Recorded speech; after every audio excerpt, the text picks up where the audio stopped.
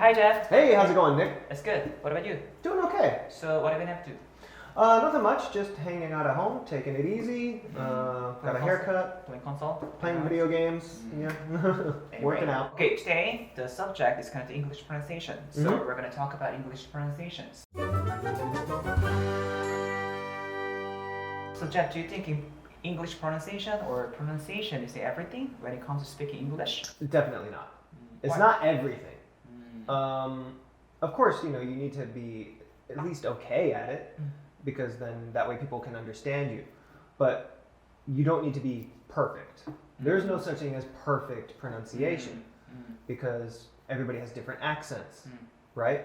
So as long as you speak well enough that people can understand what you're saying, that's okay. You don't need to be perfect in any way. Okay, Jeff, I already said to you, I've been teaching how to speak English for almost 7 years, right? So I have seen so many students who are really obsessed with studying English pronunciation in class. Right. What I'm trying to say is that they think pronunciation is really important, which means that they think students who are really have a good pronunciation considered kind of the best speaker in class a lot of times. Yeah. So what do you think? I think that's bullshit. Just because you have good pronunciation doesn't mean you're a good speaker.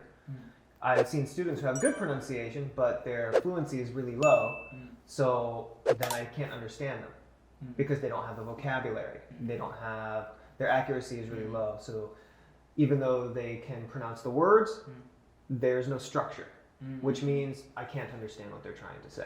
So you mean that kind of the pronunciation, you mean the delivery is really important? Yeah. So okay then, so what is the thing has to be done so foreigner can understand a pronunciation? Some foreigners will understand what you're trying to say, some won't. It just depends on the person.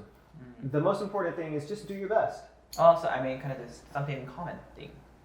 For example, Korean students really confused pronounced R, L.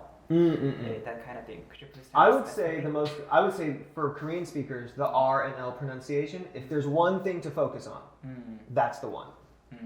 That's the hardest one. But even if they make some mistakes of English pronunciation. Exactly. Even though the most difficult is the R and L, most of the time we're gonna figure it out. If you make that mistake, we will probably just figure that out, and it's not going to be a big deal. Yeah, because I already kind of have been working together with foreigners before, maybe for almost 10 years.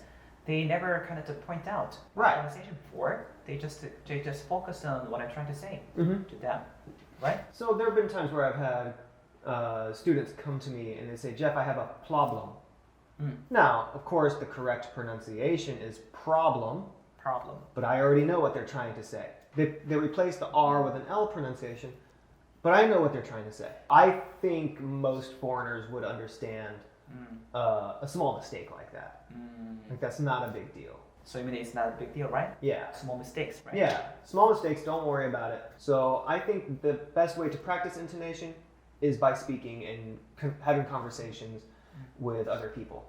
That's how you're going to get better at pronunciation. You mean repeating something? Yeah, exactly.